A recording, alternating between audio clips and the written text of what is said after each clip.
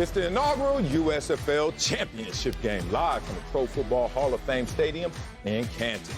Birmingham Stallions and Philadelphia Stars go head-to-head in the quest to take home the historic first title Sunday at 7:30 Eastern on Fox. And we're definitely fired up for the championship game this Sunday on Fox. And now we've got to bring in the USFL's Executive Vice President of Football Operations, Daryl Moose Johnston. Moose, welcome back to the show, man. And the stage is set for the inaugural championship game this Sunday. We can see that smile right there. How proud are you of the Stallions and Stars, and what should fans expect from both teams this weekend? Oh, not just the Stallions and the Stars, but everybody who's been a part of this. It's been a heavy lift. A lot of work by a lot of great people up against a tight calendar. So really, really proud of everybody who played a huge role in this. But yeah, really, really happy for Birmingham and for Philadelphia coming into this game. And it's been funny because Philadelphia, they're coming in as the underdog. I would say as we got into our playoffs last weekend with the four teams coming up to Canton, I think that everybody felt that Philly was probably the fourth of the four. They knock off the 9-1 New Jersey Generals, and now they got a chance to get the 10-1 Birmingham Stallions. So Bart Andrus and his staff have done a great job of wearing that underdog, not respected mantra, during the course of the stay here in Ohio. Now, Moose, before I get back to USFL, where are you on the introduction of Moose? Like, are you annoyed by it by now? Or, still bring a nostalgic smile to your face? Where are we at on that? Yeah, I don't know if I fit the Moose moniker anymore. I'm not really there, but I appreciate it. I just don't know if I fulfill it. Oh, man. Well, speaking of things changing, the semifinals game, Sunday's championship game, being held in Canton, Ohio. Why did you all decide to hold all the postseason games in Canton? Yeah, sometimes it's better to be lucky than good. The World Games were down in Birmingham, and they needed to bump their calendar up, so we lost Protective Stadium. We knew that, early on in the process. And then the question was, well, where are we going to go? And people started talking about Canton, Ohio, and I'm like, that's literally an option for us? Why wouldn't we have been there in the first place if we can do that? So I'm hoping that the door that's been opened here this year in year one is an invitation that we'll get back from the Hall of Fame Museum and the Hall of Fame Village, for years to come. It's been a great experience for our players.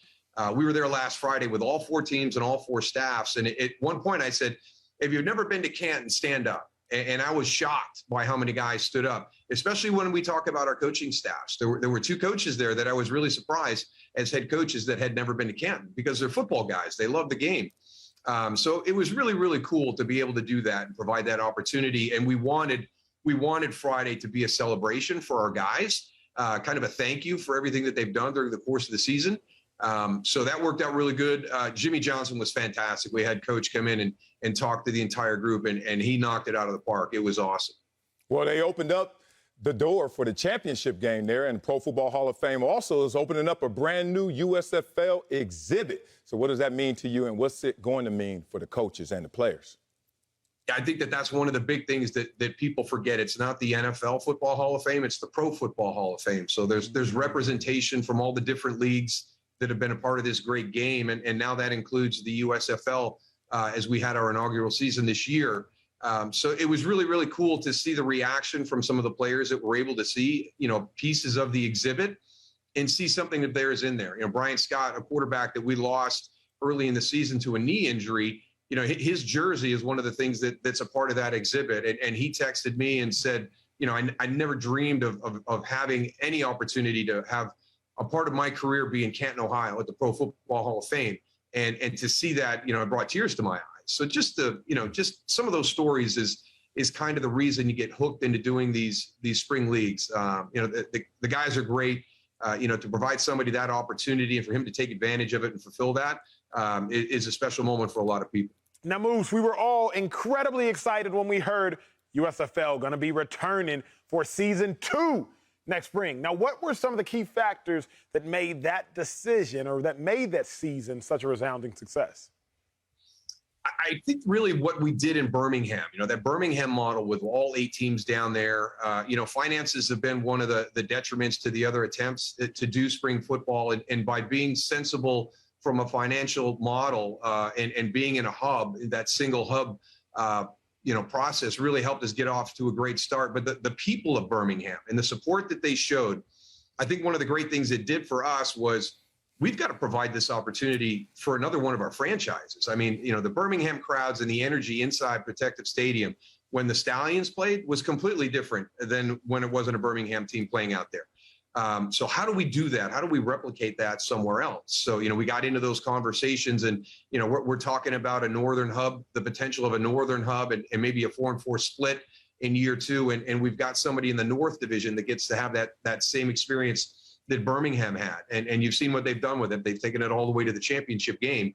And it was hard. The other teams would say, listen, it says we're the home team on the schedule, but there is no home field advantage for us. It was Birmingham every week, and the fans were fantastic. And one of the things we'd love to do is provide that opportunity for another one of our franchises. Now, we know you're a busy man, but when you have time, we know you're also a loyal viewer of ours. And we always talk about, I'll be remiss if we didn't bring up USFL special teamer Victor Bolton's kickoff return for a touchdown in last week's playoff that helped propel the Birmingham Stallions to the championship game. We're so thankful for the kickoff and all the excitement around it. But how did the USFL bring back the excitement of the kickoff return? Isn't that a play, that we've missed for so long in the NFL now? It's a Pro Bowl position. The returner is a Pro Bowl position. And the number of kickoffs that are not being returned in the NFL is one of the frustrating things for me. Sometimes it doesn't even get a look, right? That the returner doesn't even follow the ball into the end zone. He just starts walking to the sideline. So to see Victor Bolton right there, that play in that game, if you go back and look at it statistically, New Orleans is in control of that game. Statistically, first downs, total yards, time of possession. It was the DeMarquis Gates pick 6, and then the Victor Bolton kickoff return for a touchdown. That's how they won that game. 2 plays that weren't on the offensive side of the ball. So by moving the kickoff in the USFL back to the 25 and affording our guys the opportunity to be able to field that without compromising the safety of our players, that was the big thing. We have not seen an uptick in any type of injury, on our kickoff returns. So that's the big thing. I know the NFL is looking at that play as one of the more dangerous plays, when you talk about the game of football, but we've been able to bring back the kickoff return, but also keep our players safe. And that's awesome. And we had some punt returns as well. We've done some things a little bit different because now the punt is becoming a very dangerous play in the NFL. And working with them, they wanted to look at some things that Mike Pereira constructed in our formations with the punt return. And that's been an exciting play down the stretch for us as well. So, just a couple of tweaks with our kicking game, but paying huge dividends because I've really missed the kickoff return at the NFL level. Moose, I got a couple questions for you, man. You still got any lead blocks in you? No. You still got any lead ISOs in you, Moose? Shortening necks anywhere? Maybe 2 on the left shoulder, 1 on the right shoulder, but nothing down the middle. Straight on. Well, look, you might not have any lead blocks in you, but I know this much. You had to throw out. You got a chance to throw out the first pitch against the Cleveland Guardians to help celebrate the USFL's championship game. Be real with your boys, Moose. How nervous were you? Oh my gosh, every time I step into that environment that's not really home or comfortable, I hadn't played baseball since I was in 10th grade in high school. So I didn't want to embarrass myself. I was somewhere between George W. Bush and Fauci. I wasn't perfect, but I was kind of in the middle there. So were you pleased with your performance though? I was. And funny, I'm a little frustrated there walking in. And the catcher's got a big smile, and he walked out. He goes, I got your back. It all looked good. I got it. So there was a little bit.